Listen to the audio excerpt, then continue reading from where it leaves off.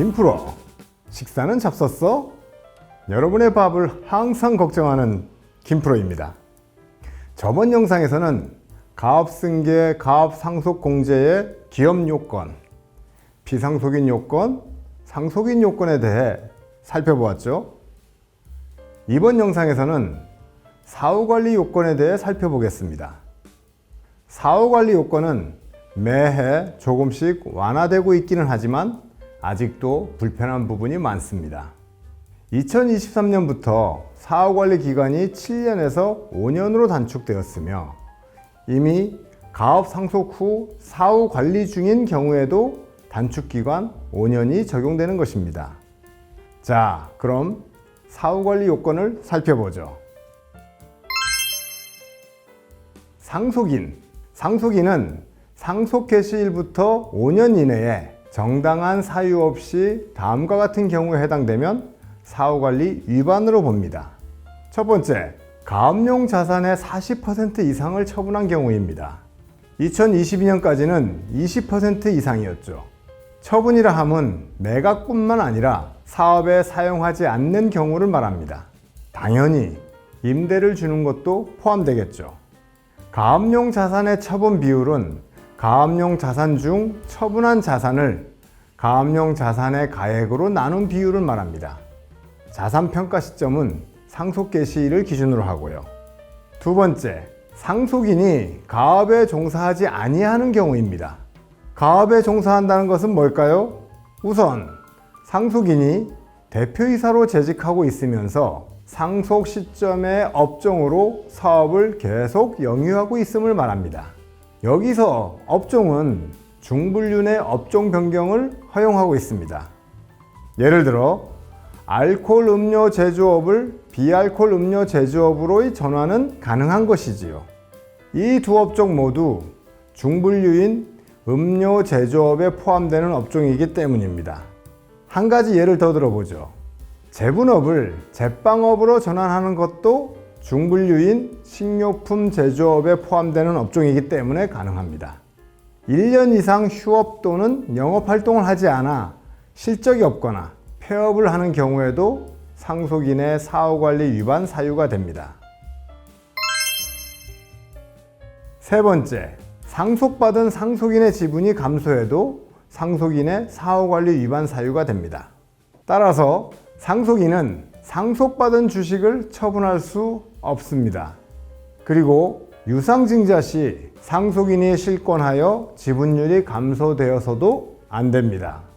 상속인의 특수관계인이 주식을 처분하거나 유상증자 시 실권하여 상속인이 최대 주주에 해당되지 않는다면 사후관리 위반으로 봅니다.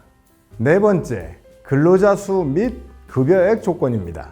상속 개시일로부터 5년간 정규직 근로자 수의 전체 평균이 상속 개시일이 속하는 사업연도의 직전 2개년도 사업연도의 정규직 근로자 수의 평균의 90%에 미달할 경우 사후관리 위반으로 봅니다. 또 상속 개시일로부터 5년간 총 급여액의 전체 평균이 상속 개시일에 속하는 사업연도의 직전 2개년도 사업연도의 총 급여액의 평균의 90%에 미달하는 경우에도 사후관리 위반으로 봅니다. 말이 좀 많이 어렵죠? 쉽게 풀어보겠습니다. 상속 개시일 직전 2개년도에 정규직 근로자 수의 평균과 총 급여액의 평균의 90% 이상을 상속 개시일로부터 5년간 맞춰야 한다는 의미입니다. 이 두 가지는 사후관리 기간인 5년이 경과한 후에 판단하는 항목입니다. 그래도 2022년까지는 매년 80% 이상 유지하고 7년 통상 100%를 유지하는 조건이었는데 많이 완화된 내용이지요. 이러한 고용유지 조건과 총급여액 조건은 2020년에 신설된 것인데 생각보다는 훨씬 까다롭습니다. 상속받은 후에 회사가 어려워져도 고용유지를 해야 하고 급여 또한 90% 이상 맞춘다는 게 쉽지만은 않겠죠. 제 고객사 중 의약품 도매업 및 배송업을 하는 회사가 있습니다. 상속 개시일 직전 2개년도에는 회사는 괜찮았죠.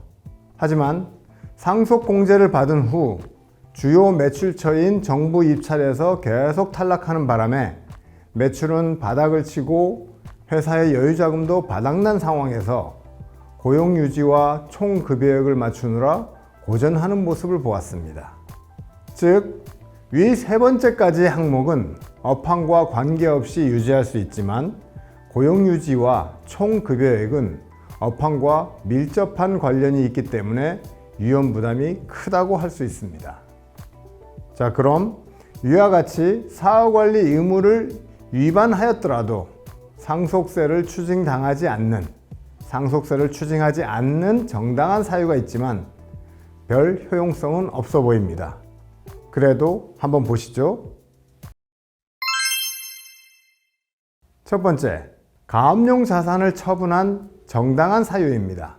가업용 자산이 법률에 따라 수용되거나 국가 또는 지방자치단체에 양도되었을 때 처분 자산과 같은 종류의 자산을 대체 취득하여 가업에 계속 사용하는 경우에는 가업용 자산을 처분했다고 볼 수 없겠지요.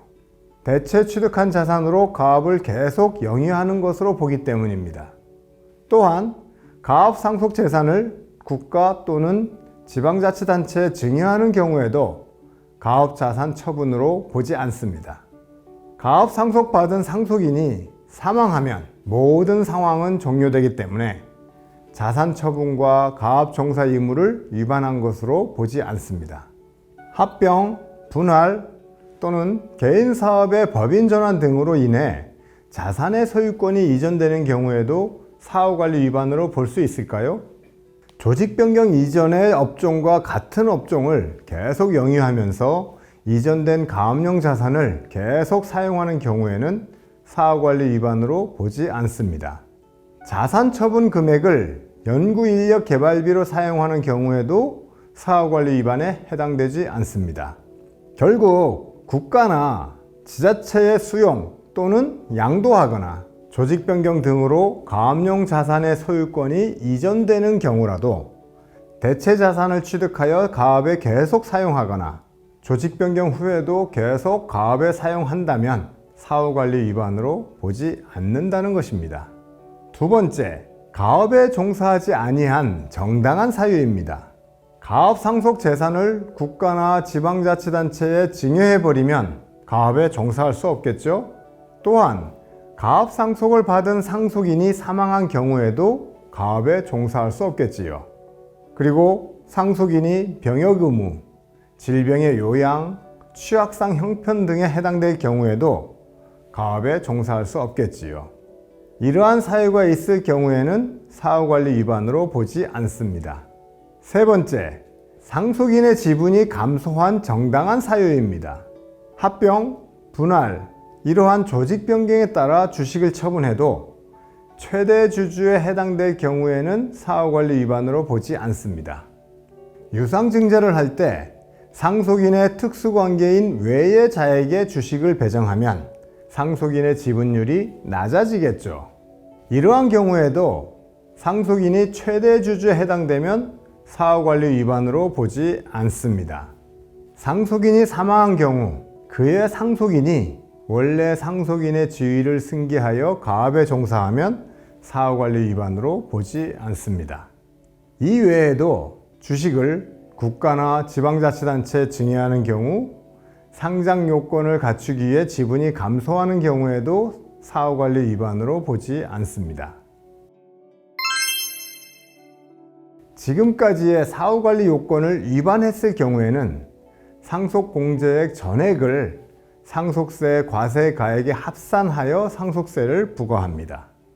즉, 상속공제를 받지 않았다는 것을 가정하여 상속세를 재계산한 후에 상속세를 납부하고 이자 상당액도 납부해야 합니다. 이자 상당액은 상속세액에 상속세 신고 기한의 다음 날부터 사후관리 위반 발생일까지 일수를 곱한 후에 365분의 2.9%를 곱한 금액을 말합니다. 이상으로 가업상속공제제도의 사후관리 요건에 대해 살펴보았습니다. 영상이 도움되셨다면 구독과 좋아요 부탁드리며 앞으로도 더 유익한 영상으로 찾아뵙겠습니다. 지금까지 대표님들의 밥을 항상 걱정하는 김프로였습니다. 감사합니다.